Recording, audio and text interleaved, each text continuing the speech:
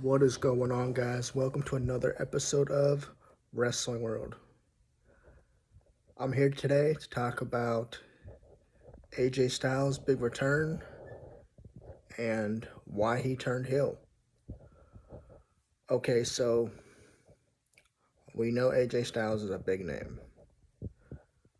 and we have been waiting for his return for quite some time, right? But the question is, why did he turn heel, and why did he turn on LA Knight specifically? Okay, so I can answer this question very simply.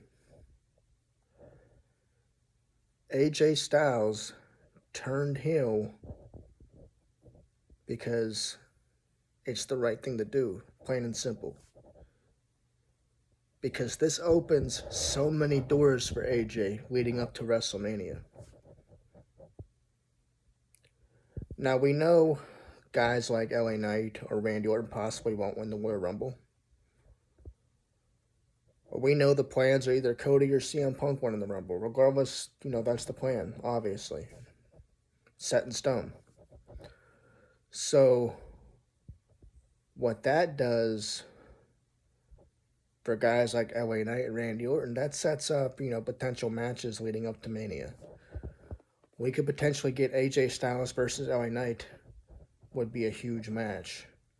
We could potentially get Randy Orton versus LA Knight versus AJ Styles, which would be an amazing match. There's so many ways this could go. Now we know WWE have big plans for Randy Orton. We know WWE will have big plans for LA Knight. AJ turning heel, that is a big deal. Because not only does that potentially set up a match for him at WrestleMania against LA Knight or Randy Orton, but that is a much needed heel turn for SmackDown. Because SmackDown right now, in my opinion, is lacking heels. We have a lot of baby faces, but very few top heels. And I mean top heels. I'm not talking about lower card heels. I'm talking about the guys, up here. So we know AJ Styles can be a heel. We know that obviously he's had some really good heel work from his time in TNA, from his WWE time. He can be a heel. He can be babyface. He can play any role you give him. And it doesn't matter whether he's a heel or a babyface because we'll love him regardless of what he does. Now, I like AJ as a babyface. But like I said, I'm an AJ fan regardless. I loved him in his TNA time, along with Samoa Joe, Christopher Daniels, Alex Shelley, all them guys. So there's a lot of talk, about WWE right now and the fact that all these guys are returning, Randy Orton, AJ, CM Punk. We got a lot of big returns and a lot of potential good matches. Now, we already know that CM Punk and Rollins are for Mania, Cody and Roman. So why not add AJ versus Randy or Randy versus AJ or, AJ versus LA Knight, who knows? Or, a three-way, like I said, assuming they will have plans for both Randy and LA Knight. What better way to do that is to put them in a triple threat match?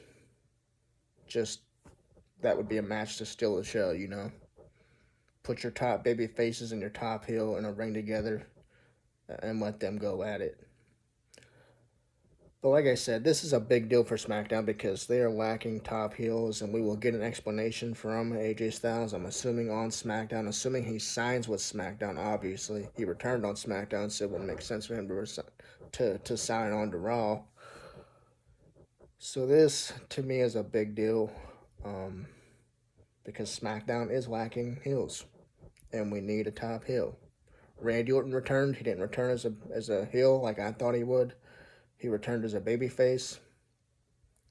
Now we know Randy is a phenomenal heel, so that is the question. How long, is Randy gonna be a babyface? Especially with no Matt Riddle. So with Randy being a babyface, it does make sense again to turn AJ heel. So we'll see what happens. I don't see AJ signing with the Bloodline. He came back, he attacked the Bloodline, but he quickly turned on LA Knight. So we'll probably see LA Knight versus AJ Styles, possibly at WrestleMania or at the Royal Rumble. But they are planting the seeds for something. So we'll just have to wait and see. But that would be a fun feud to see, AJ versus LA Knight. But what are your thoughts, guys? Sound off in the comments.